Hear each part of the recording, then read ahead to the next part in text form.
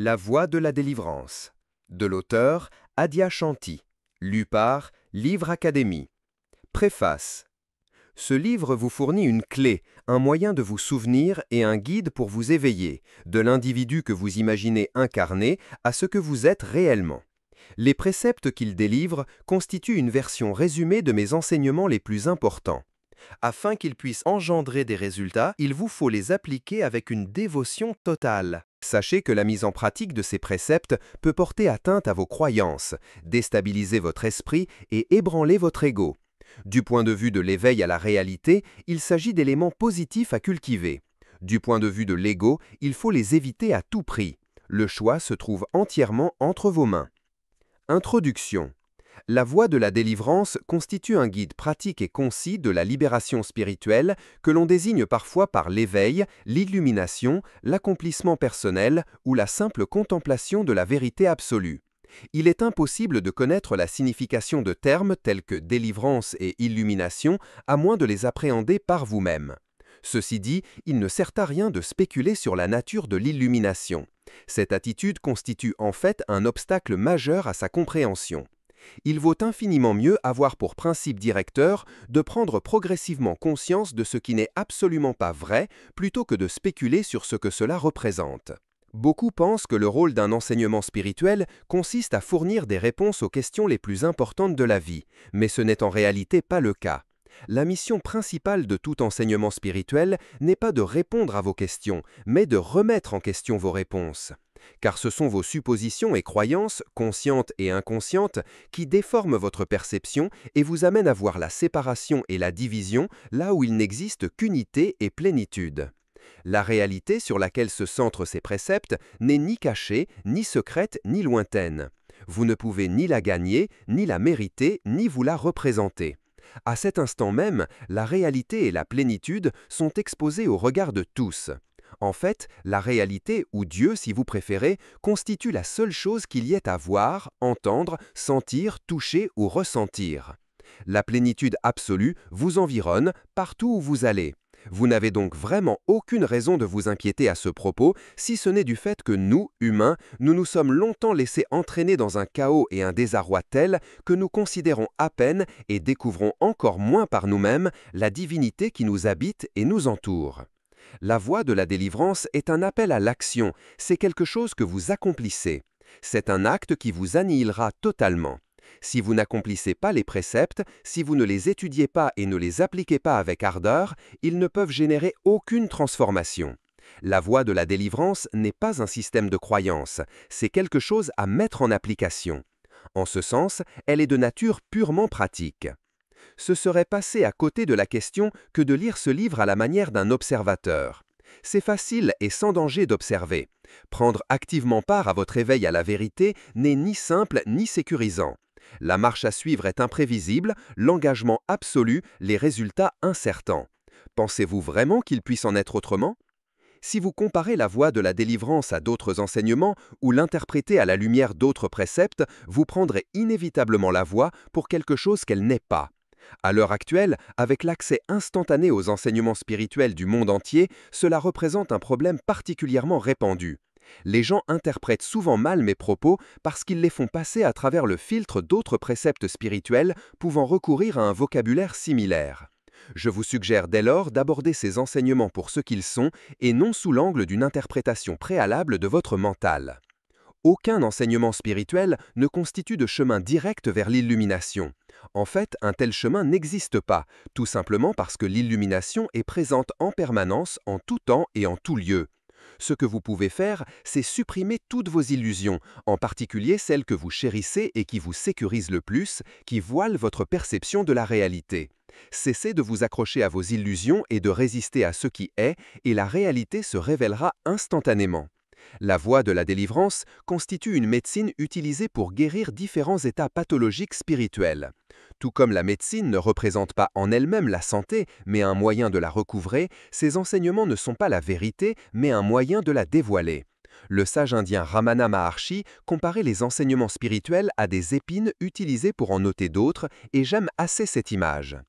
Examiner les préceptes de la voie de la délivrance, c'est vous examiner vous-même. Vous examiner ne signifie pas ajouter davantage d'informations aux opinions que votre cerveau surchargé nourrit sur vous-même, mais abandonner toutes ces caractéristiques distinctives courantes que vous associez généralement au moi. Nom, race, genre, profession, statut social, passé, ainsi que tous les jugements psychologiques que vous émettez sur vous-même.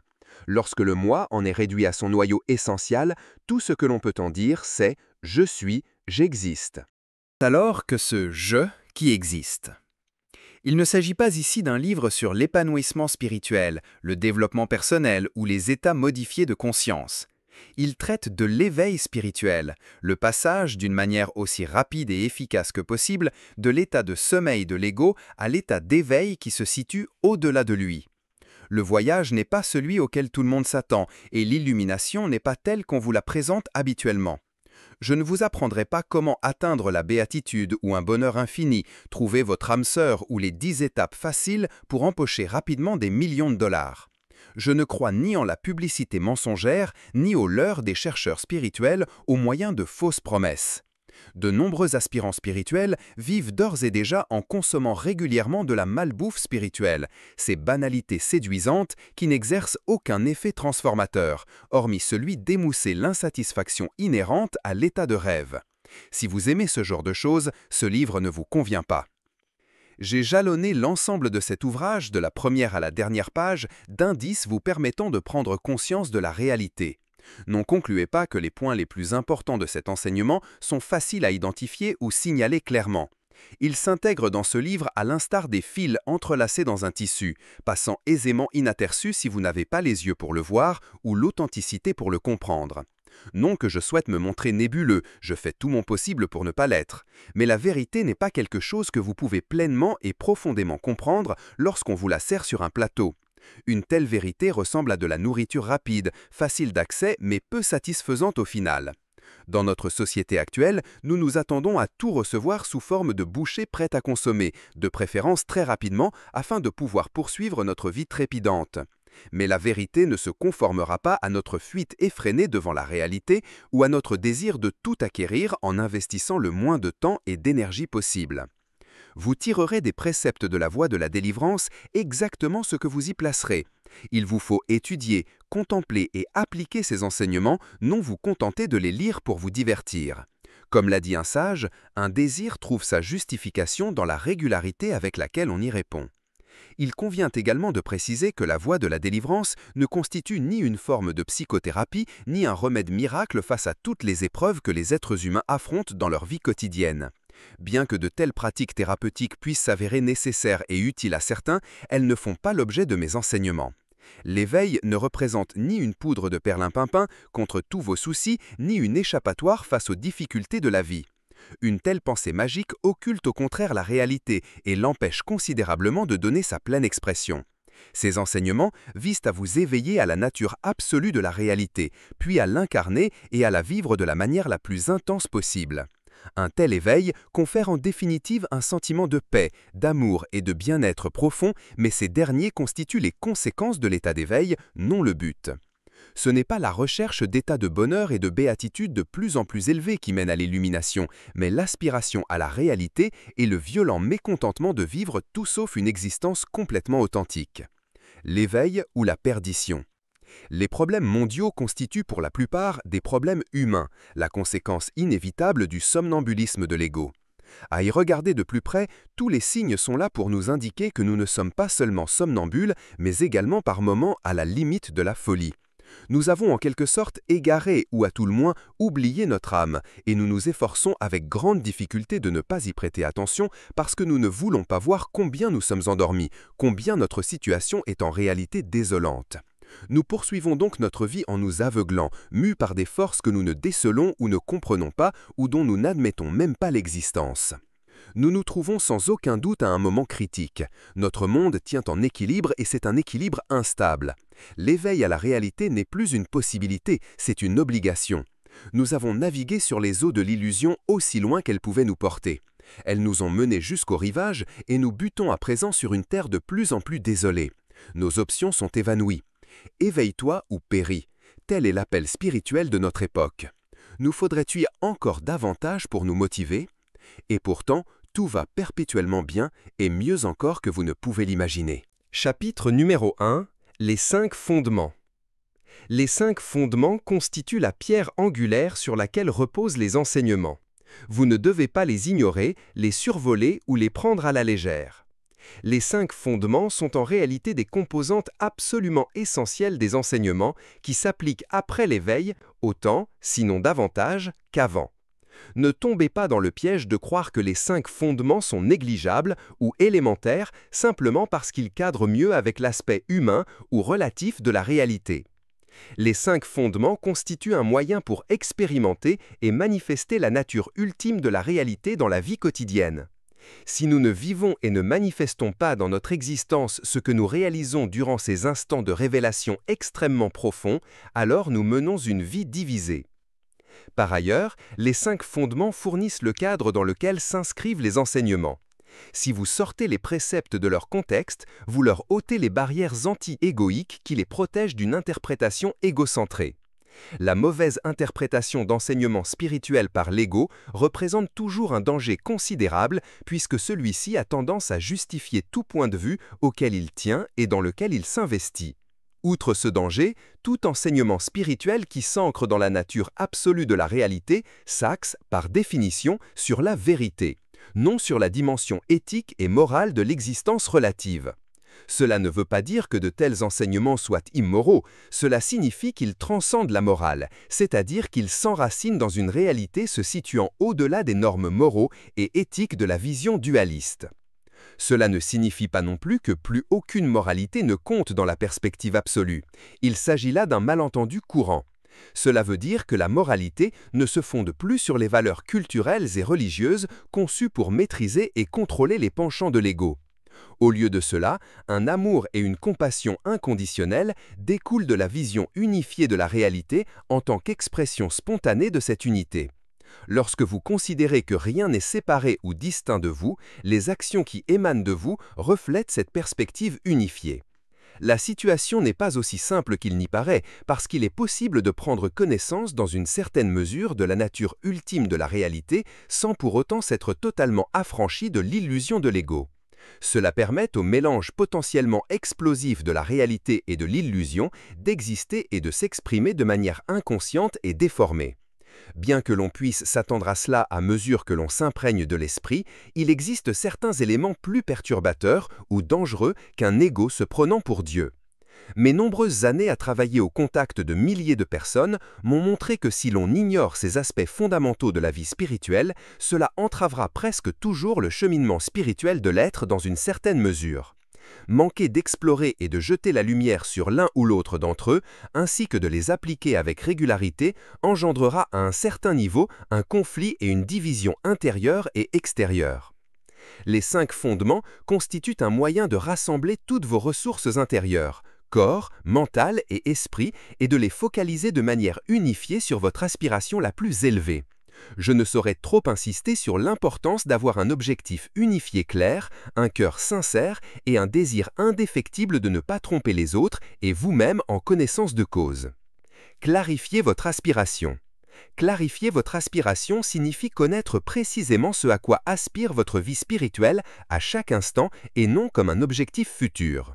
Autrement dit, ce à quoi vous accordez le plus de valeur dans votre vie. Pas dans le sens de valeur morale, mais de ce qui est important pour vous. Examinez cette question. Ne supposez pas que vous connaissez votre plus haute aspiration ou même ce qui revêt le plus d'importance pour vous.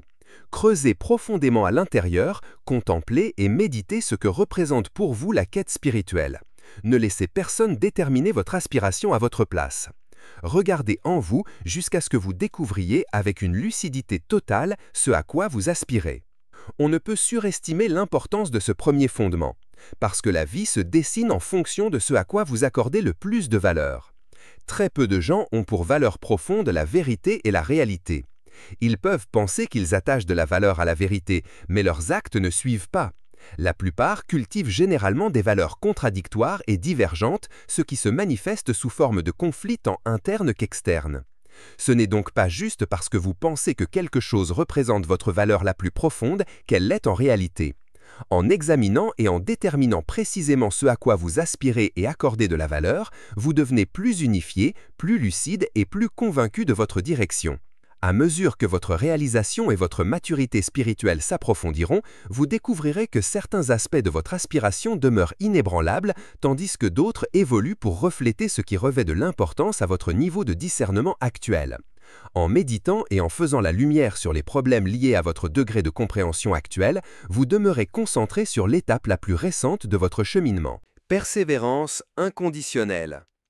Déterminer ce à quoi vous aspirez constitue un premier pas. Il permet de rassembler l'énergie et l'attention en une force unifiée et de diriger celle-ci vers votre aspiration. Une fois votre objectif clarifié, vous devez y donner suite. Ce suivi renvoie à ce que vous êtes disposé à accomplir ou à abandonner. La spiritualité n'exige pas que vous travailliez dur à parvenir à un résultat dans le futur, mais que vous fassiez preuve en ce moment même d'une présence, d'une sincérité et d'un engagement totaux, conjugués à une honnêteté absolue et à la volonté de démasquer et d'abandonner toute illusion qui se dresse entre vous et la réalisation de la réalité. La spiritualité n'a dès lors rien à voir avec le temps ou avec ce que l'on peut acquérir avec le temps. Elle est toujours et uniquement liée à l'éternel présent. L'aspiration est moins une question de mental que de cœur, en ce sens qu'elle constitue un reflet de ce que vous appréciez, aimez et estimez le plus. Il n'est pas nécessaire de vous rappeler ce que vous aimez vraiment, mais bien ce que vous n'aimez pas. Et ce que vous aimez réellement transparaît de la manière la plus vraie dans vos actions, pas dans ce que vous ressentez, pensez ou déclarez. Lorsque l'aspiration s'aligne sur un amour et une persévérance inconditionnelle, elle devient une puissante force dans l'univers. Alors seulement, nous sommes suffisamment unifiés et concentrés sur notre but pour braver les vents de la folie, du destin et des événements. Ne renoncez jamais à votre pouvoir. Ne jamais renoncer à votre pouvoir constitue le troisième fondement.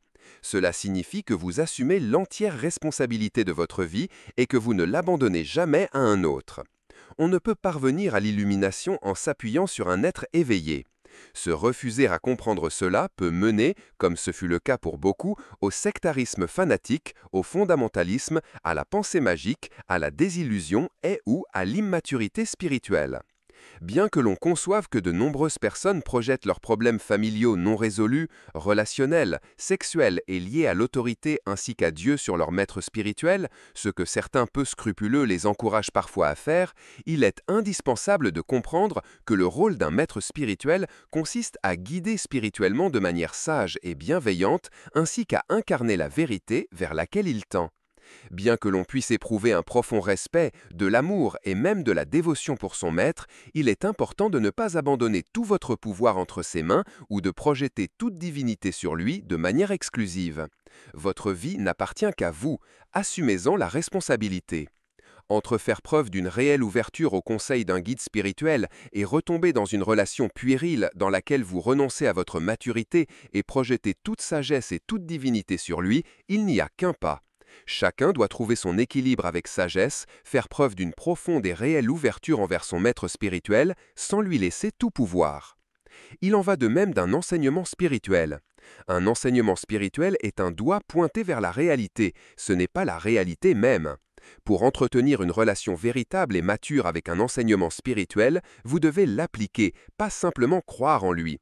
La croyance mène à différentes formes de fondamentalisme et étouffe la curiosité et le questionnement qui s'avèrent essentiels pour ouvrir la voie à l'éveil et à ce qui réside au-delà de lui. Un bon enseignement spirituel est quelque chose sur laquelle vous travaillez et que vous appliquez. Ce faisant, il agit sur vous, souvent d'une manière dissimulée, et permet à la vérité et à la fausseté qui résident en vous de se révéler à vous. Qu'advient-il lorsque vous n'abandonnez pas votre pouvoir, ni revendiquez une autorité mensongère ou égocentrique qui vous plongera dans l'illusion? Je regrette de ne pas pouvoir vous répondre. Voyez-vous, personne ne peut vous apprendre comment éviter les écueils. Si, dans les profondeurs de votre être, vous voulez et désirez la vérité plus que toute autre chose, vous vous retrouverez d'une manière ou d'une autre et à maintes reprises ramené à ce qu'est la vérité. Et si vous ne voulez ni désirez pas la vérité plus que toute autre chose, eh bien, vous savez déjà à quoi cela vous mène. Pratiquez la sincérité absolue.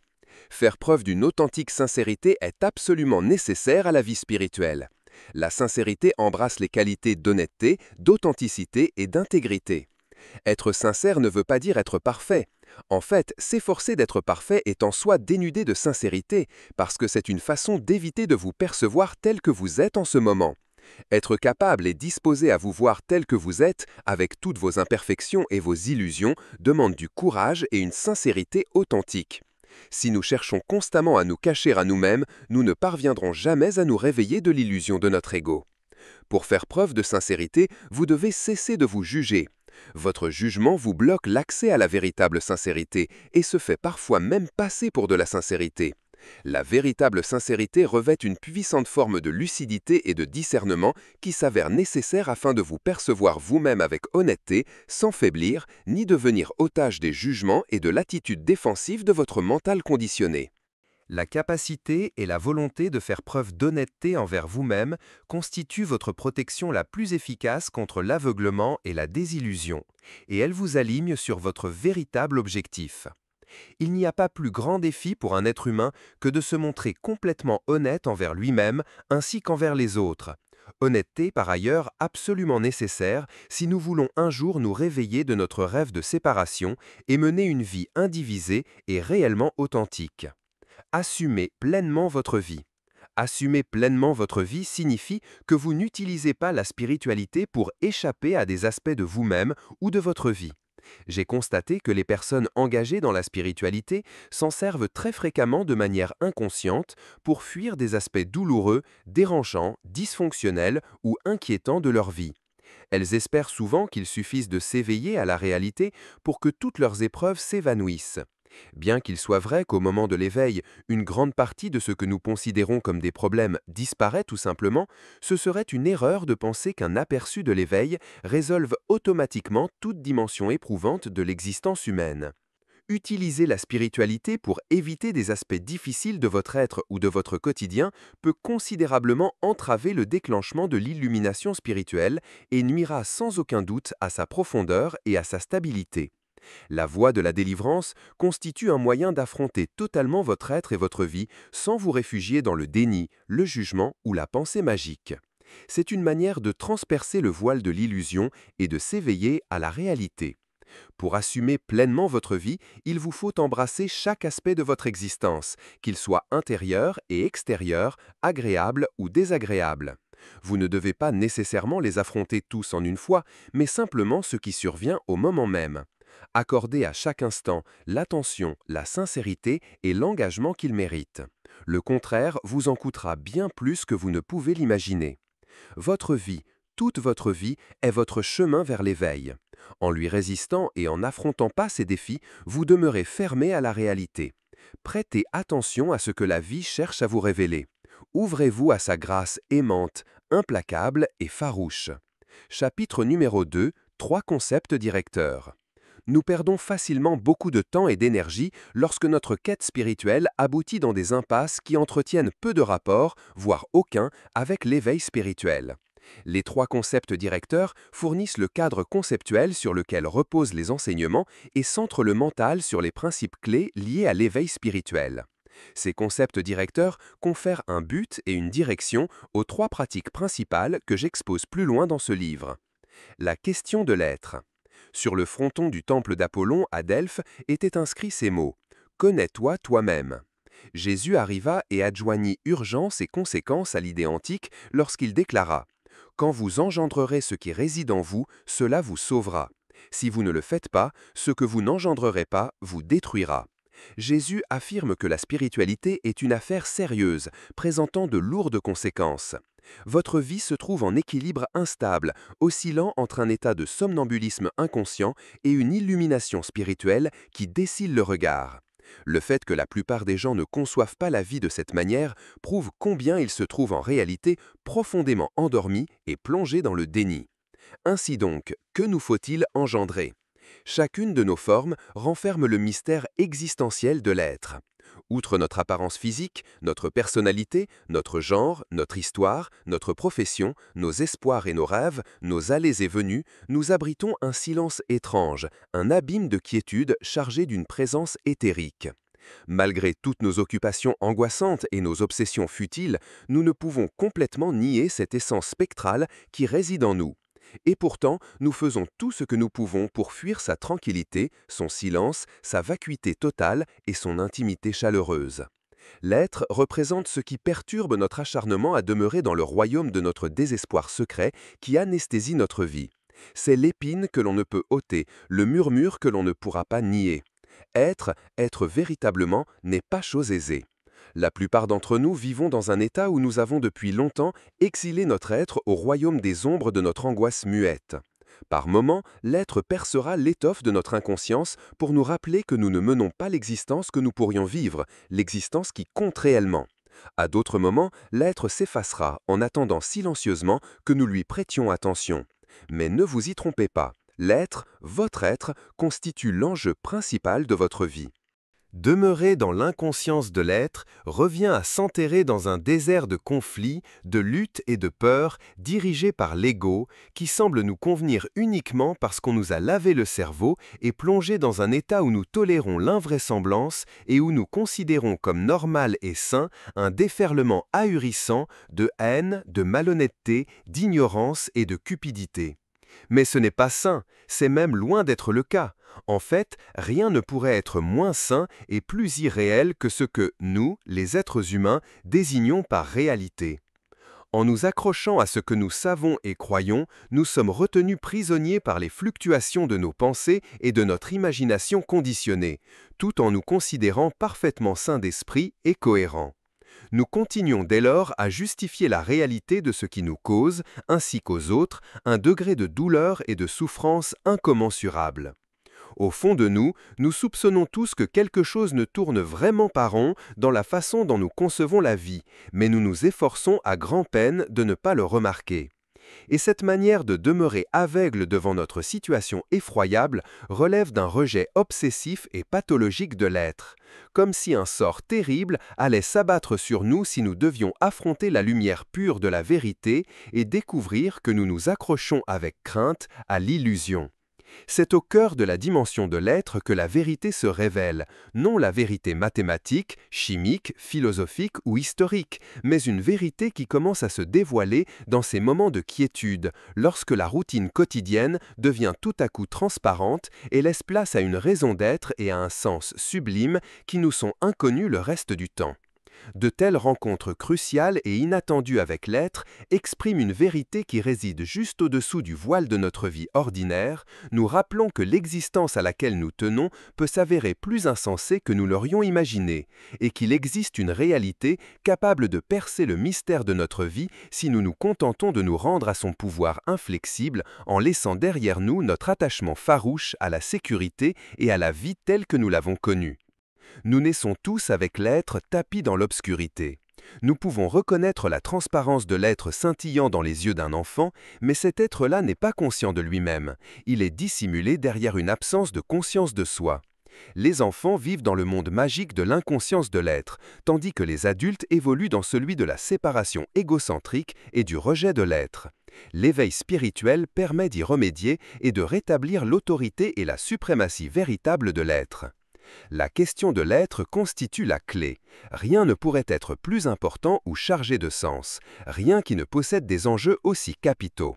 Demeurer dans l'inconscience de l'être revient à se fermer à notre propre réalité, et dès lors à la réalité de manière générale.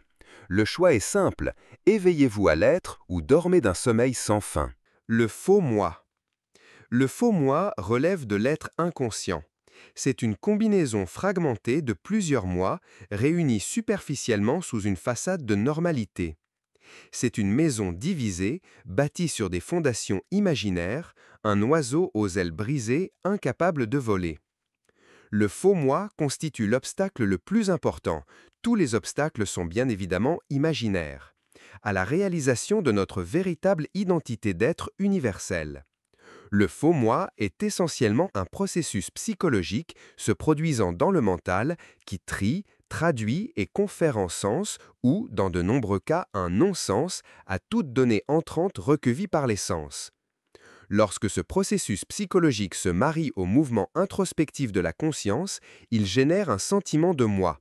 Ce sentiment de moi imprègne alors la conscience comme une sorte de parfum, et le mental confond par conséquent ce qui est en réalité un processus psychologique et une véritable entité distincte que l'on appelle le moi individuel. Cette conclusion erronée, vous êtes un moi distinct et séparé, se produit très tôt dans la vie, de manière plus ou moins automatique et inconsciente. En s'identifiant à un nom particulier appartenant à un corps et à un mental bien définis, le moi enclenche le processus de création d'une identité séparée. Ajoutez à cela un enchevêtrement complexe d'idées, de croyances et d'opinions, combiné à certains souvenirs sélectifs et parfois douloureux sur lesquels vous constituez un passé auquel vous identifiez, ainsi qu'à une énergie émotionnelle brute qui les maintient ensemble, et avant même de vous en apercevoir, vous obtenez un moi convaincant, quoique divisé. Cela ne veut pas dire que le faux moi ne possède aucune raison d'être ou utilité au cours du développement d'un être humain. Cela signifie simplement qu'il n'existe pas en dehors du mental. Le moi se développe afin que vous puissiez acquérir un sentiment sain d'individuation et d'autonomie qui vous permette d'arpenter la vie d'une manière favorable à votre survie et à votre bien-être. Le problème, c'est que peu de gens développent un jour une véritable autonomie psychologique, et même ceux qui y parviennent tombent souvent tellement sous le charme du faux moi qu'ils ne soupçonnent jamais sa nature illusoire ou ce qui réside au-delà de lui. Mais, une fois acquise une véritable autonomie, le moi perd son utilité, de la même manière que l'enfance n'est plus nécessaire lorsque vous atteignez l'âge adulte. Il serait cependant plus correct de dire que le plus important, c'est l'autonomie, et que le faux moi constitue principalement une conséquence imaginaire du mécanisme introspectif de la conscience, s'identifiant aux fluctuations permanentes des pensées conditionnées. Le problème, c'est que le moi que vous avez fini par considérer réellement comme vous est un fantôme qui n'existe que sous une forme abstraite dans votre mental, alimenté par l'énergie émotionnelle conflictuelle de la séparation. Il est aussi réel que votre rêve de la nuit dernière. Et lorsque vous cessez de lui prêter une existence, il disparaît. C'est pourquoi il est faux, ce qui entraîne la question suivante. Qui ou qu'est votre véritable moi ? Au cœur de votre faux moi se trouve un néant constitué de manques issus de votre prise de distance fondamentale par rapport à votre divinité, qu'elle soit liée à votre développement naturel, à du désespoir, ou simplement parce que vous succombez aux égarements du monde, en adoptant tous ces masques trompeurs et ces contraintes pénibles pour vous conformer à son absurdité. Le faux moi gravite autour de ce gouffre inconsistant qui réside en son sein, terrifié en silence par sa menace de le faire tomber dans l'oubli. Le faux moi constitue à la fois un obstacle et une porte par laquelle vous pouvez accéder, sur votre chemin vers l'éveil, à la dimension de l'être. Lorsque vous traversez le néant du moi, l'identification au moi s'interrompt de manière temporaire ou permanente et vous vous révélez, vous renaissez en tant que présence. La présence n'est pas un moi dans le sens traditionnel du terme. Elle ne possède aucune forme ou structure, aucun âge ou genre. Il s'agit d'une expression de l'être universel, la substance sans forme de l'existence. La présence n'est pas soumise à la naissance ou à la mort, elle ne relève pas du monde des choses. C'est la lumière et le rayonnement de la conscience de laquelle le monde entier émerge et à laquelle il retourne. Tout comme la présence est une expression de l'être, l'être en est une de l'infini. L'infini représente la réalité ultime, et il se situe au-delà de toutes les conceptualisations et expériences. C'est le fondement ultime de tout être, toute existence, toute dimension et toute perception. Il transcende toutes les catégories, définitions, conceptions. Il se situe au-delà de l'ego, du moi, de la présence, de l'être et du non-être, et de l'un. Mais il ne s'en distingue pas pour autant. Incompréhensible et insaisissable, l'infini prend connaissance de lui-même en s'appréciant simplement de manière intuitive dans chacun de ses aspects. Ainsi donc, la seule chose qui réalise l'infini, c'est l'infini. Et seule une telle réalisation met fin à la quête de Dieu, de la vérité et de sens dans laquelle le mental s'engage en permanence. L'état de rêve. Il est dans la nature de tout rêve que ses protagonistes s'évertuent tellement à agir comme, des protagonistes, que ce qui réside à l'extérieur de l'état de rêve leur échappe. En fait, l'idée même qu'il existe un aspect extérieur à leur état de rêve, ou que ce qu'ils perçoivent comme réel et sensé soit un état de rêve, est une chose qu'ils ne considéreraient que rarement, à moins que leur rêve se transforme en un véritable cauchemar.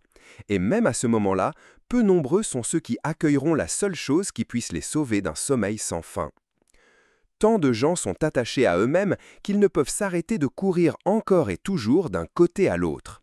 Sans cesse à l'affût de quelque chose de plus, de différent ou de meilleur, ils sont incapables de voir qu'ils n'arrivent nulle part.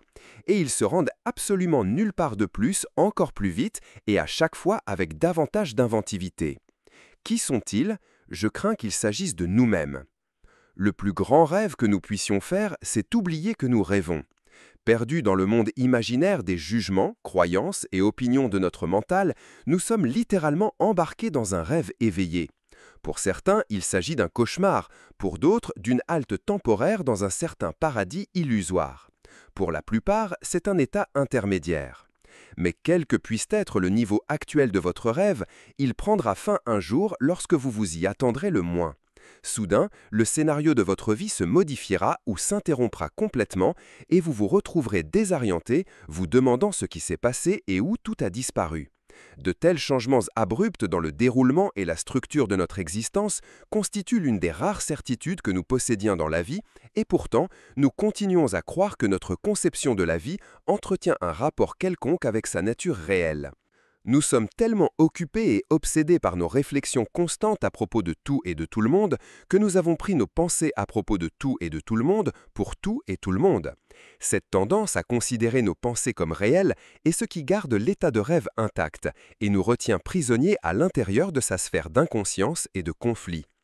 Beaucoup éprouvent des difficultés à admettre l'idée même que ce qui est soit plus réel que toutes leurs croyances et opinions à propos de ce qui est. Mais c'est ainsi que cela fonctionne lorsque vous êtes prisonnier d'un rêve. Pour vous, votre rêve est réel parce que toutes vos pensées le confirment. Mais ce qui est plus réel qu'un millier de pensées à propos de ce que les choses devraient être. La vie ne se conformera ni à l'histoire que vous vous racontez à son sujet, ni à l'interprétation que vous en donnez. Croyez une seule pensée agissant à l'inverse de la manière dont les choses tournent ou ont tourné, et vous en souffrirez. Il n'existe aucune exception. Cela ne signifie pas que vous ne devez nourrir aucune pensée en dehors de ce qui est. Cela veut juste dire que ce qui est constitue la réalité de l'instant présent. Si vous pensez que les gens devraient faire preuve d'amitié les uns envers les autres, montrez-vous alors aimable. Mais lorsque vous projetez cette croyance sur les gens et le monde qui vous entoure, comme s'il s'agissait d'une réalité objective, ou pire encore, comme s'il était de leur devoir de se montrer aimable envers vous, vous vous placez en porte-à-faux par rapport à ce qui est et une souffrance en découlera sans aucun doute. Imaginez maintenant un monde peuplé de millions de personnes. Chacune d'elles présente un nombre incalculable d'idées, de croyances et opinions qu'elle tient pour vraies. Et chacune de ces millions de personnes nourrit des idées, des croyances et opinions différentes à laquelle elle croit de manière absolue. Elles se promènent toutes en contemplant le même monde extérieur, mais en leur fort intérieur, elles vivent chacune dans un monde différent, dans un rêve éveillé bien distinct. Faut-il s'étonner que nous éprouvions des difficultés pour nous entendre? Pour ajouter à la complexité de ce mélange explosif, il existe également des états de rêve collectifs, dans lesquels des personnes nourrissant des rêves personnels semblables s'assemblent pour constituer des états de rêve collectifs. Il s'agit là de sortilèges plus difficiles encore à rompre, parce que les états de rêve collectifs existent sans réalité consensuelle. Autrement dit, cela doit être vrai puisque nous le croyons tous. Telle est la situation de l'humanité. Et la réalité de l'être universel, de votre être, de tout être, demeure plongée dans le néant de l'inconscience. Chapitre numéro 3. Les pratiques principales. La vérité ne se trouve pas là-bas, où que vous situiez ce lieu. La vérité ne se manifeste ni dans les rituels religieux, ni dans les doctrines occultes, ni au contact d'un gourou ou dans un sourire béat, ni dans des lieux exotiques ou des temples anciens. La vérité est littéralement la seule chose qui existe. Elle ne se dissimule pas, mais s'expose à la vue de tous. Elle n'est pas absente, mais abondamment présente. La vérité absolue n'est ni une croyance, ni une religion, ni une philosophie, ni une expérience momentanée, ni même une aventure spirituelle transitoire. Elle n'est ni statique, ni en mouvement, ni positive, ni négative. Elle est tout autre que cela, plus étrangère à cela que vous ne l'auriez jamais imaginé. La pensée ne peut saisir la vérité et le mental ne peut l'appréhender. On ne peut la trouver qu'au cœur de l'être universel. La connaissance de soi constitue la clé. L'émergence de l'être est la voie. Les enseignements de la voie de la délivrance comprennent 3 pratiques principales qui agissent de concert avec les 5 fondements en vue de favoriser l'émergence et la réalisation de la vérité éternelle. Ces pratiques principales peuvent vous paraître simples, mais ne vous y trompez pas. Combinées et appliquées avec tout votre cœur, elles peuvent s'avérer extrêmement puissantes. Notre mental peut penser qu'il nous faut des enseignements spirituels complexes et subtils pour nous guider vers la réalité, mais ce n'est pas le cas. En fait, plus l'enseignement est compliqué, plus le mental se perd facilement en lui-même au milieu de cette complexité, tout en s'imaginant qu'il évolue vers l'illumination. Mais il ne le fait souvent qu'en créant toujours davantage de cercles vicieux dont il ne cesse de faire le tour. L'élément indispensable de tout enseignement spirituel ne réside pas dans l'enseignement, mais plutôt dans la sincérité et le courage de la personne qui l'applique. Même si, par moments, vous pouvez vous sentir quelque peu égaré dans votre délire, comme l'affirme William Blake, le fou qui persiste dans sa folie deviendra sage. Considérez la pratique spirituelle comme une sorte de folie appliquée. Les pratiques principales vous sont nécessaires pour apprivoiser la chose, un peu comme lorsqu'on se familiarise avec l'équilibre quand on apprend à faire du vélo. Il faut qu'elles fassent partie de vous pour que cela fonctionne vraiment. L'attitude avec laquelle vous les appliquez s'avère aussi importante que la pratique elle-même, ce qui veut dire que vous devez trouver un moyen d'appliquer les pratiques principales qui correspondent à votre tempérament et à votre style de vie. Personne ne peut vous apprendre précisément comment le faire, vous le découvrez tout simplement par essai-erreur. Et la façon dont vous utilisez les pratiques principales évoluera en même temps que votre niveau de réalisation. Vous ne devriez pas appliquer les pratiques principales en y mettant trop de hargne ou d'effort. Il faudrait pratiquer dans une attitude de prière, c'est-à-dire avec une sincérité et une ouverture d'esprit et du cœur profonde.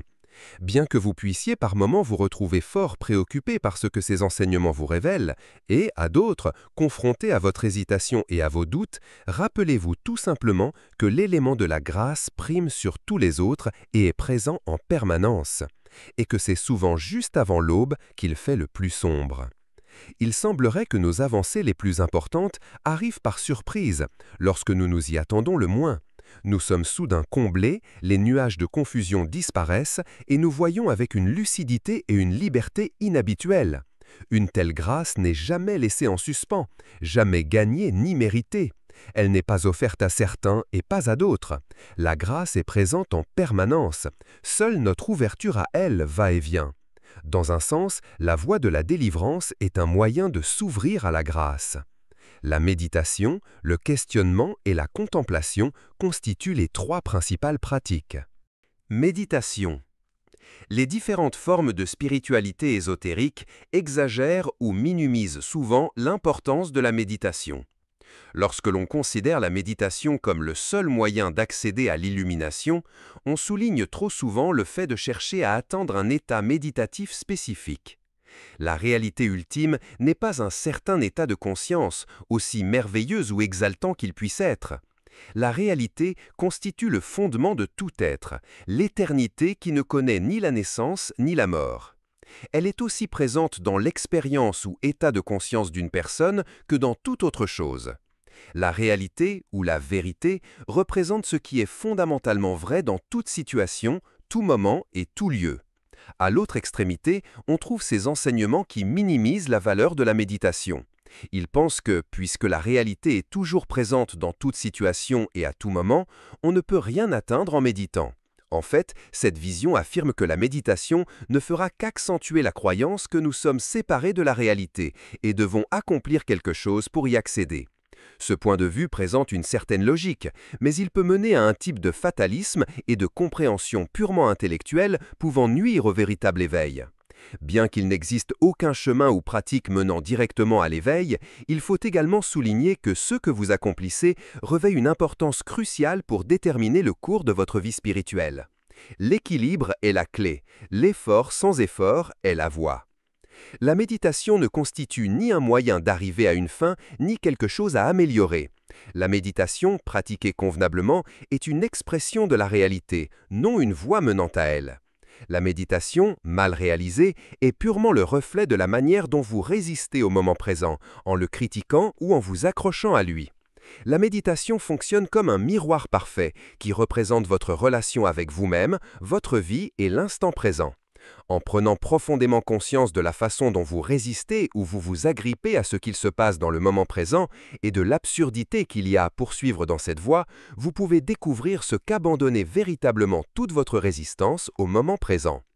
Dans la voie de la délivrance, la méditation possède un sens, un but et une application très particuliers. La méditation est l'art de permettre à toute chose d'exister tout simplement, de la manière la plus profonde possible. Afin de laisser toute chose être, nous devons cesser de nous efforcer de contrôler et de manipuler notre expérience, ce qui signifie laisser tomber notre volonté personnelle. Cela coupe court au mécanisme de l'ego qui recherche le bonheur à travers le contrôle et la manipulation, en creusant et en luttant.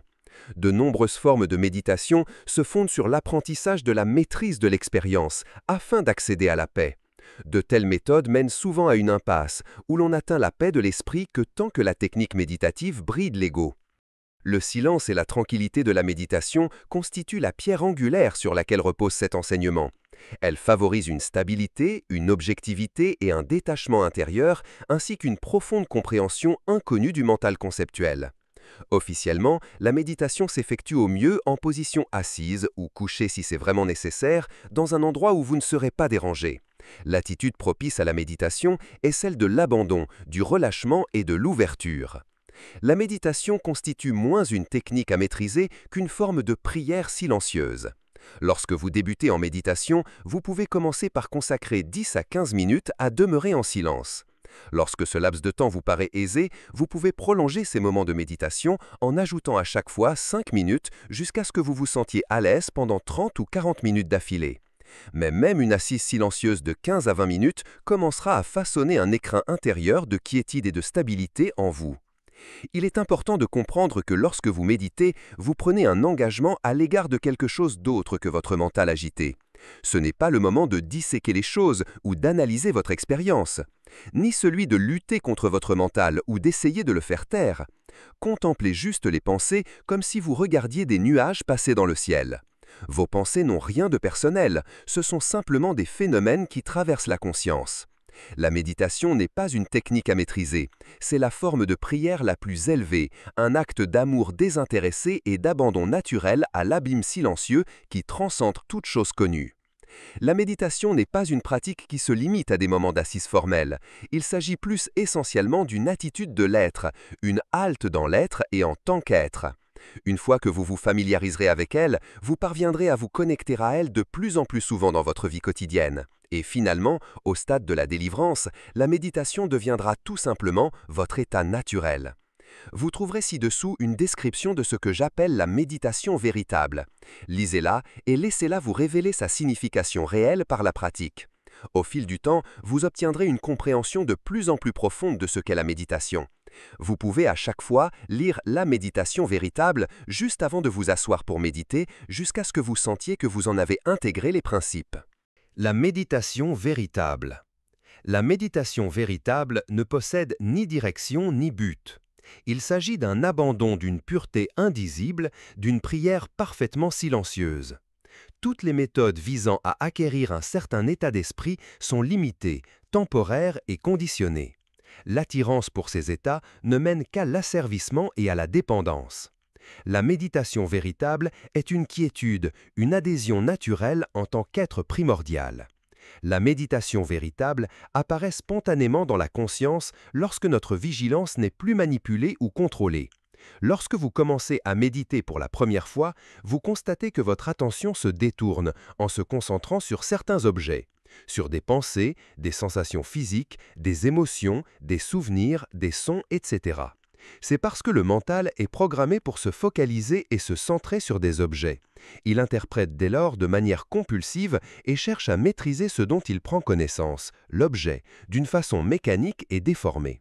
Il se met à tirer des conclusions et à émettre des hypothèses sur la base de ses conditionnements antérieurs. La méditation véritable laisse tous les objets, pensées, sentiments, émotions, souvenirs, etc. fonctionner de manière naturelle. Cela signifie qu'il ne faut faire aucun effort de concentration, de manipulation, de contrôle ou de suppression de tout objet dont vous prenez conscience. La méditation véritable insiste sur le fait d'exister en tant que conscience, pas de prendre conscience d'objets, mais de demeurer en tant qu'être conscient. En méditation, vous ne cherchez pas à transformer votre expérience, vous transformez votre rapport à l'expérience. À mesure que vous vous laissez aller dans la conscience, l'acharnement obsessionnel du mental sur les objets s'évanouit. Le silence de l'être se manifestera plus clairement à votre conscience comme une invitation à vous détendre et à vous abandonner. Une attitude d'ouverture réceptive, dénuée de tout but ou de toute attente, favorisera la manifestation de la présence du silence et de la quiétude en tant état naturel. Lorsque vous plongez plus profondément et sans effort dans la tranquillité, la vigilance s'affranchit de l'obsession du mental à contrôler, analyser et étiqueter. Elle retrouve son état naturel d'être conscient, potentiel absolu non manifesté, l'abîme silencieux qui transcende toute chose connue. Quelques questions courantes sur la méditation. Question. Il semble que le principe premier de la méditation véritable consiste à s'abandonner à la conscience tranquille et silencieuse. J'ai cependant souvent l'impression que mon esprit s'égare. Puis-je envisager de recourir à une méditation plus guidée, comme celle de suivre ma respiration, afin de pouvoir me concentrer sur quelque chose qui me permettra de ne pas me perdre? Réponse. Vous pouvez parfaitement envisager d'utiliser une technique plus guidée, comme celle de suivre votre respiration, ou de recourir à un mantra simple ou à une prière permettant de vous concentrer si vous pensez que cela vous aidera à ne pas vous perdre dans vos pensées. Mais dirigez-vous toujours vers moins en moins de techniques. Prenez du temps au cours de chaque séance de méditation pour marquer tout simplement une pause en tant que conscience tranquille et silencieuse. La méditation véritable revient à lâcher progressivement prise sur le méditant sans que l'esprit s'égare. Question. Que dois-je faire si un vieux souvenir douloureux refait surface durant la méditation? Réponse. De vieux souvenirs, blessures, peurs, angoisses, ressentiments, etc. peuvent apparaître au cours de la méditation. Accueillez-les tout simplement sans leur résister, sans les analyser, sans les critiquer, ni les refouler. Observez-les juste sans vous impliquer. Constatez qu'ils ne déterminent pas qui vous êtes. Ce sont des couches d'inconscience qui apparaissent afin d'être purifiées à la lumière de la conscience et effacées de votre système. Autorisez la lumière de l'être à libérer cette souffrance. Question. Il arrive que j'éprouve énormément de peur lorsque je médite. Cela me submerge parfois et je ne sais plus quoi faire. Réponse. Il est utile, lorsqu'on éprouve de la peur en méditation, de se focaliser sur quelque chose qui permet de s'ancrer, tel que la respiration ou même la plante des pieds. Mais ne combattez pas la peur, parce que cela ne fera que l'intensifier. Imaginez que vous êtes le Bouddha sous l'arbre Bodhi ou le Christ dans le désert, demeurant parfaitement calme et immobile devant le cauchemar auquel se livrent le corps et le mental. Cela peut vous sembler réel, mais ce n'est vraiment rien de plus qu'une illusion convaincante. Dans un état de tranquillité absolument naturel, la peur passera son chemin de son plein gré. Question. Que suis-je censé faire lorsque je reçois un message intuitif ou la compréhension soudaine d'une situation au cours d'une méditation? Réponse. Accueillez tout simplement avec gratitude ce qui vous est offert, sans retenir quoi que ce soit. Ayez confiance dans le fait que ce sera toujours à votre disposition lorsque vous en aurez besoin. Question. Je constate que mon mental crée spontanément des images, presque comme un rêve éveillé. J'en apprécie certaines, alors que d'autres sont juste douteuses et déplaisantes. Que suis-je censé faire? Réponse. Concentrez-vous sur votre respiration au niveau de votre ventre. Cela vous aidera à ne pas vous perdre dans les images de votre mental. Manifestez simplement l'intention de vous reposer dans la source pure et silencieuse, primant sur toute image, toute pensée et toute idée. Question.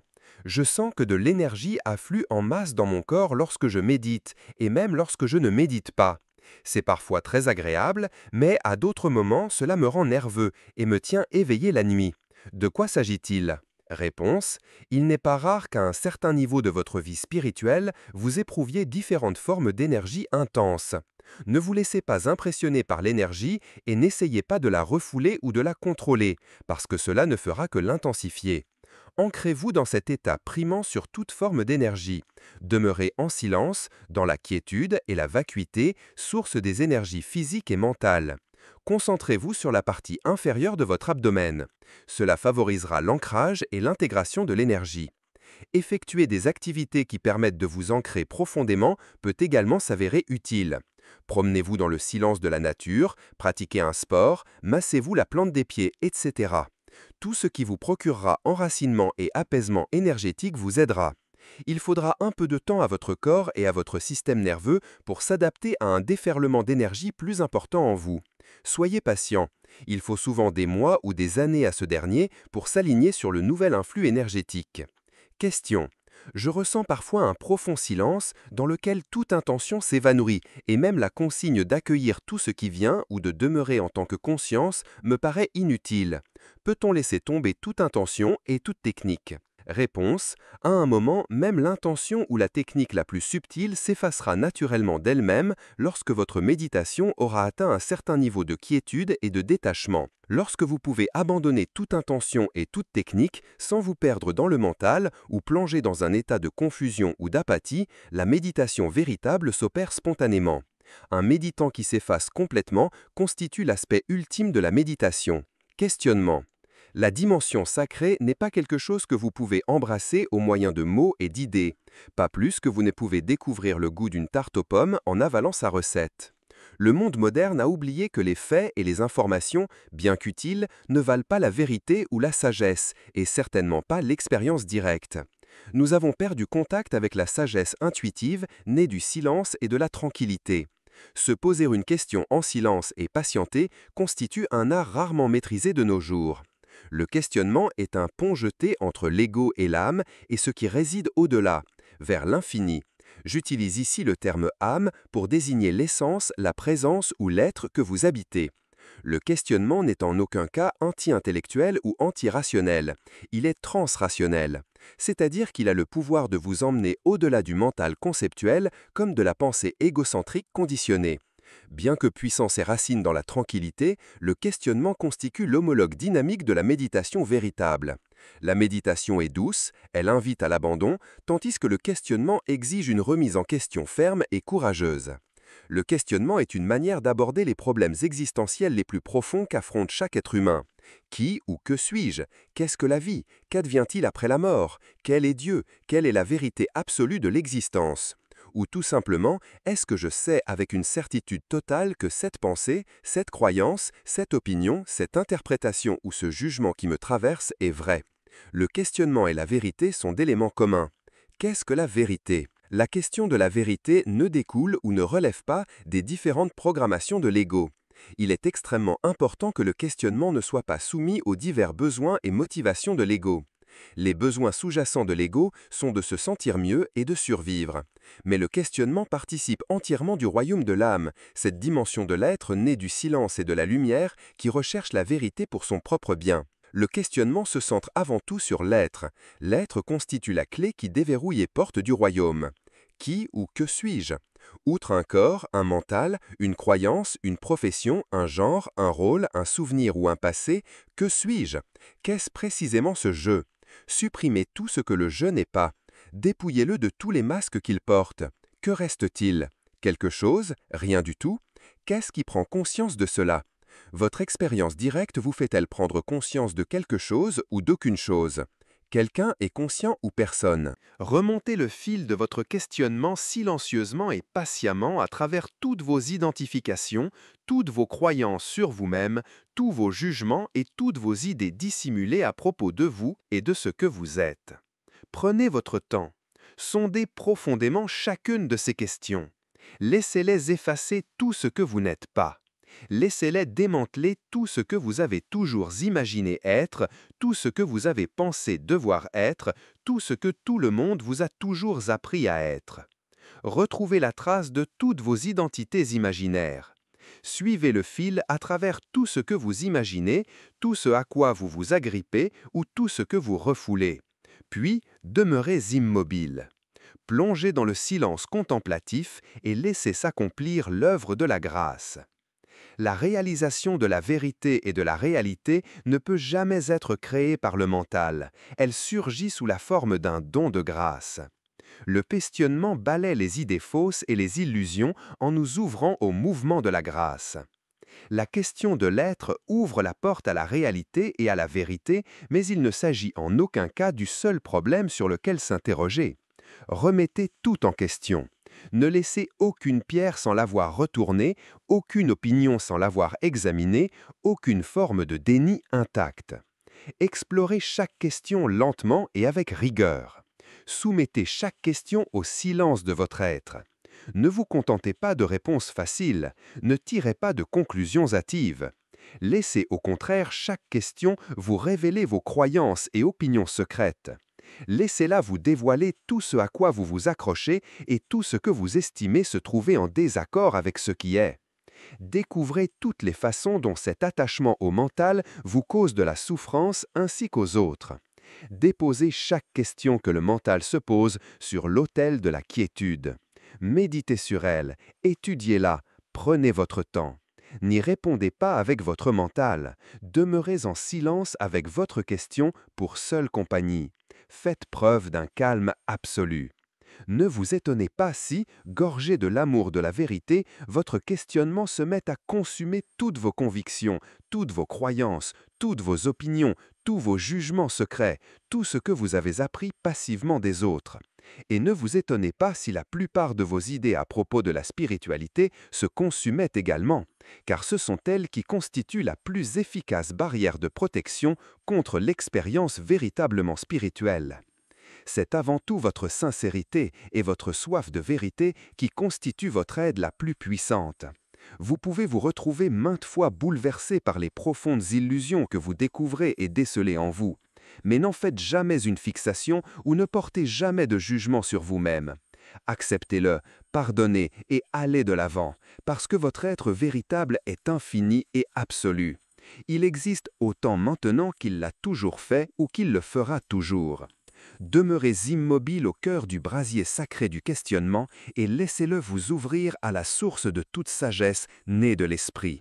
Seule la vérité y survivra, tout le reste périra. Il est déplorable que si peu de gens consacrent leur vie entière à la vérité. La plupart ne s'aventurent pas si loin et se contentent alors de vivre moins qu'un abandon total de toute séparation. Au bout du compte, nous obtenons tous ce à quoi nous accordons le plus de valeur, et si nous n'apprécions pas ce que nous recevons, nous ferions mieux de porter un regard honnête sur ce à quoi nous attachons de l'importance. Mais la vérité ne nous fait jamais défaut, même un seul instant. La vérité n'est jamais plus ou moins présente, ou plus ou moins disponible. La vérité nous est servie en abondance à tout moment et dans toutes les situations. Elle attend simplement d'être reconnue. Et, de son côté, elle a tout son temps. Remettez en question vos pensées, remettez en question votre histoire, remettez en question vos convictions, remettez en question vos opinions, remettez en question vos conclusions, remettez-les toutes en question dans une vacuité, une tranquillité et une joie totale. Les clés de la liberté se trouvent entre vos mains. Utilisez-les. Quelques questions fréquentes à propos du questionnement. Question. Le questionnement m'apparaît souvent très intellectuel et je ne parviens qu'à me perdre dans mon esprit. Existe-t-il une manière de m'interroger qui ne m'égare pas à ce point dans le mental? Réponse. Oui. Le questionnement comporte deux aspects et il est très important de comprendre les deux. Le premier aspect du questionnement constitue ce que j'appelle la régression. Elle vise à éliminer ou à revenir sur nos pensées antérieures conditionnées. Il s'agit moins de rechercher des réponses que de faire la lumière sur vos opinions, idées et croyances antérieures conditionnées et de les éradiquer pour laisser place à une réalisation plus profonde.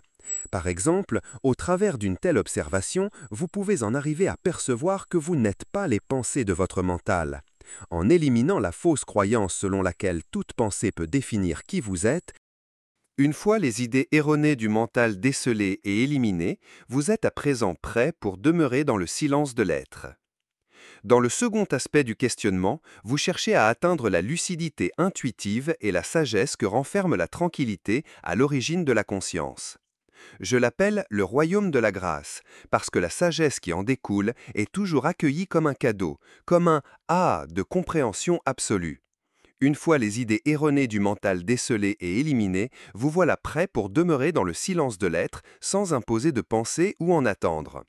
Question. Le questionnement m'apparaît parfois très ardent et essentiel, mais à d'autres moments, il me semble plus mécanique parce que mon cœur n'y est pas. Le questionnement est-il une pratique à laquelle il faut prendre part en permanence? Réponse. Pour que le questionnement soit authentique, vous devez sentir qu'il est d'un intérêt vital pour vous. Donc non, il n'est pas nécessaire de vous interroger constamment. Il s'agit d'un instrument mis à votre disposition lorsqu'une question cruciale émerge en vous. Mais le questionnement est également bien davantage qu'une technique, c'est une attitude. Le questionnement est une attitude de curiosité qui vous habite et un reflet de votre soif de connaître la vérité et la nature de la réalité. Le questionnement comporte également une forme de courage permettant de poser des questions importantes qui peuvent ébranler les fondements même de votre vie et vous confronter à des problèmes que vous préféreriez esquiver.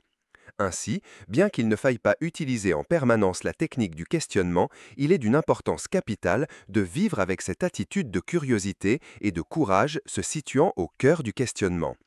Le questionnement est l'art de remettre en question toutes vos opinions, croyances et interprétations afin de libérer de l'espace dans le mental pour qu'émerge la sagesse intuitive. Une fois la place créée, abandonnez simplement la question au silence de l'être conscient. Observez. Veillez l'inconnu avec confiance. Les instants de révélation cruciaux surviennent lorsque vous vous y attendez le moins. Contemplation. Nous avons depuis longtemps oublié ce que signifie la contemplation d'une chose. D'un clic de souris, nous pouvons obtenir la réponse, ou ce qui prétend l'être, à presque toutes les questions que nous pouvons imaginer.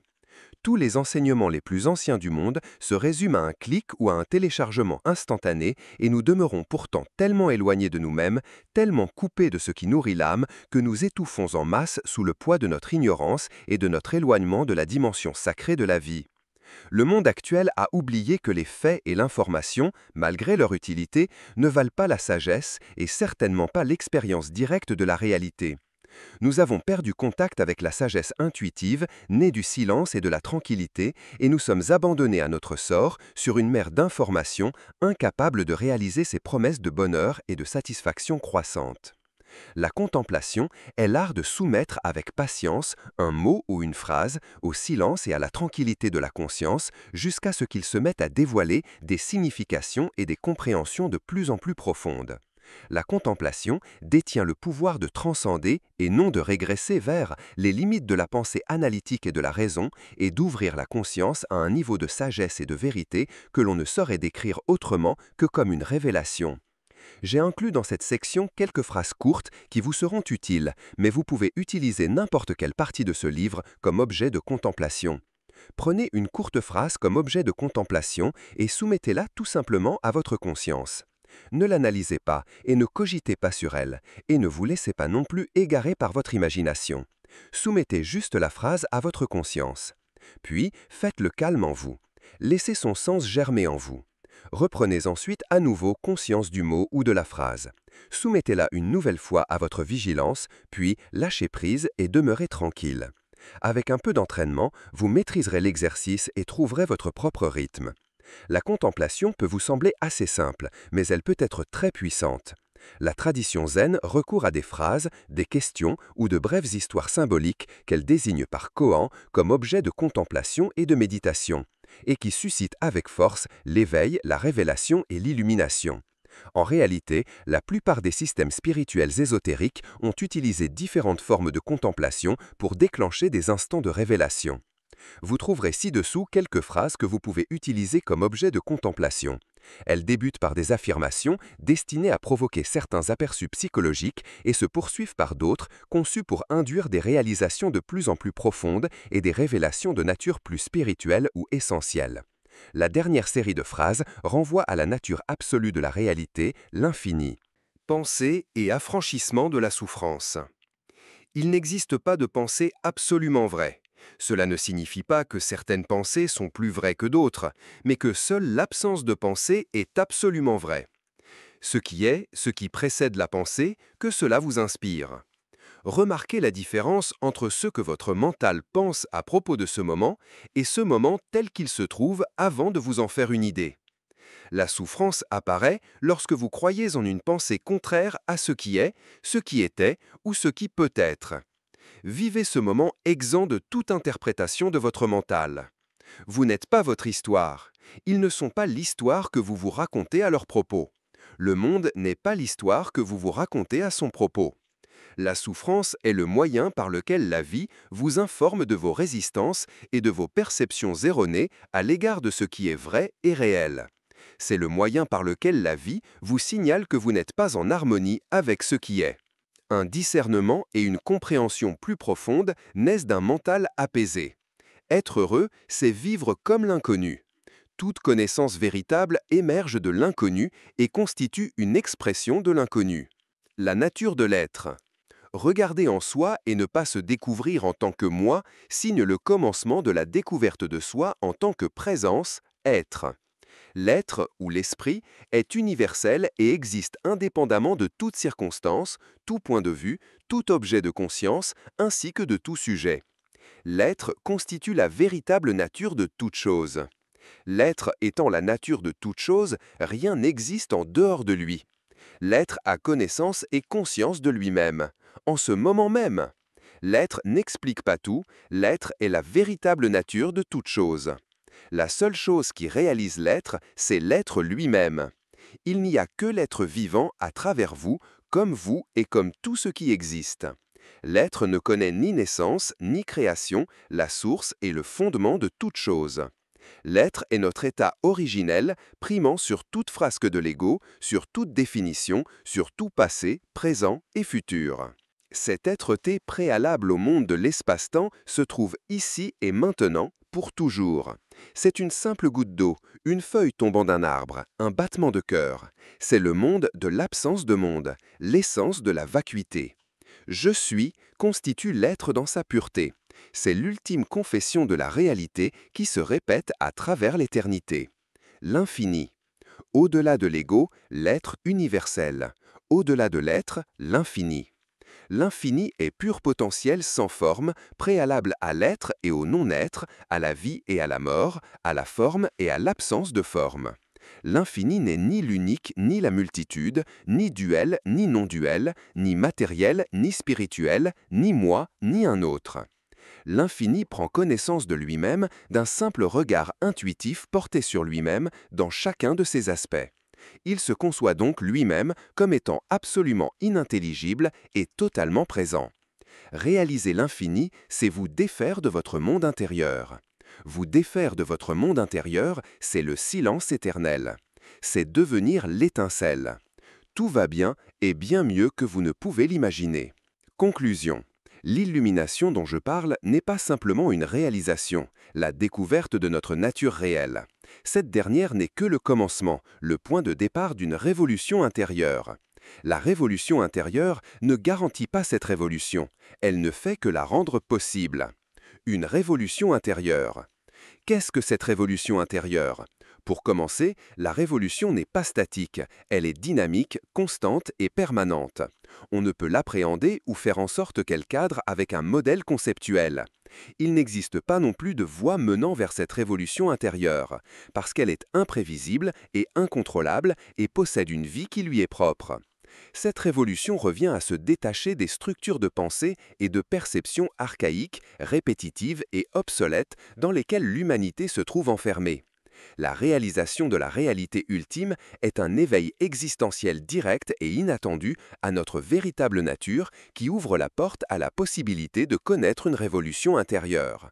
Une telle révolution demande de se défaire constamment des anciennes structures de la conscience afin qu'émerge une intelligence fluide et active. Cette intelligence réorganise entièrement votre être, votre corps, votre mental et vos perceptions. Elle libère le mental de ces schémas archaïques ancrés dans l'ensemble de la conscience humaine. Si l'on ne peut s'affranchir des anciens conditionnements de la conscience humaine, on demeure alors emprisonné. Vivre un éveil à notre nature véritable ne signifie pas nécessairement qu'il se produira une révolution permanente dans notre manière de percevoir la vie, d'agir et de lui répondre. L'instant de l'éveil nous montre la vérité et la réalité ultime et nous révèle également la possibilité de mener une vie plus riche sur base de cet état d'être libéré de la division et des conditionnements. Mais l'instant de l'éveil ne garantit pas cette possibilité d'accéder à une profondeur plus importante, comme de nombreuses personnes ayant vécu un éveil spirituel peuvent le confirmer. L'éveil ouvre la porte à une révolution intérieure plus profonde, mais ne garantit en aucun cas qu'elle se produira. Son déclenchement dépend de plusieurs facteurs, mais aucun n'est aussi important et crucial qu'une aspiration fervente et sans équivoque à la vérité avant toute chose. Cette authentique soif de vérité constitue finalement le socle sur lequel repose toute croissance spirituelle, en particulier lorsqu'elle transcende tout choix, toute intention et tout objectif personnel. Cette révolution intérieure est l'éveil d'une intelligence qui ne relève pas du mental, mais d'un silence mental intérieur, seul capable de déraciner toutes les anciennes structures de notre conscience. À moins d'arracher ces structures, aucune pensée, action ou réponse créative ne se produira. À moins d'une révolution intérieure, rien de frais et de nouveau ne peut fleurir. Seul l'ancien, l'habitude, le conditionnement se développeront en l'absence de cette révolution. Mais notre potentiel réside au-delà du connu, au-delà des structures du passé, au-delà de tout ce que l'humanité a établi. Notre potentiel ne peut s'épanouir que lorsque nous ne sommes plus soumis à l'influence et aux contraintes du connu. Au-delà du royaume du mental, au-delà des limitations de la conscience humaine conditionnée, réside ce que nous pouvons appeler le sacré. Et c'est du sacré que naît une nouvelle conscience dynamique qui balaie l'ancien et donne vie à la floraison d'une expression de l'être vivante et non divisée. Une telle expression n'est ni personnelle, ni impersonnelle, ni spirituelle, ni matérielle, mais plutôt le flux et l'épanouissement de l'existence délivré de toute notion de moi. Essayons donc de comprendre que la réalité transcende toutes nos conceptions de la réalité. La réalité n'est ni chrétienne, ni hindoue, ni juive, ni védique, ni bouddhiste. Elle n'est ni dualiste, ni non-dualiste, ni spirituelle, ni non-spirituelle. Nous devrions en arriver à prendre conscience qu'un brin d'herbe est plus réel et sacré que toutes les pensées et idées que nous nourrissons à propos de la réalité. Lorsque nos perceptions s'appuient sur une conscience non divisée, nous découvrons le sacré dans chaque expression de la vie. Nous le trouvons dans notre tasse de thé, dans la brise d'automne, lorsque nous nous brossons les dents, dans chaque instant de vie et de mort. Nous devons dès lors abandonner complètement toutes nos pensées conditionnées et nous laisser guider par le fil intérieur du silence et de la vigilance intuitive, là où s'arrête tout chemin, vers ce lieu sacré où nous nous rendons ou non en toute innocence, non pas une seule fois, mais en permanence. Nous devons nous montrer disposés à nous aventurer seuls, dans l'inconnu, sans aucune référence au connu, au passé ou à nos conditionnements. Nous devons nous rendre là où personne ne s'est jamais rendu auparavant, dans une nudité, une innocence et une humilité totale. Nous devons rester debout sous cette lumière sombre, dans cette étreinte non fondée, inébranlable et sincère devant la réalité qui transcende tout moi, non pas juste un instant, mais pour toujours. Car c'est alors que naît le sacré, l'indivisible, l'uni au sein de la conscience et qu'il commence à s'exprimer. Cette expression constitue le salut de l'ensemble, c'est l'activité d'une révolution intérieure intégrée dans le temps et l'espace.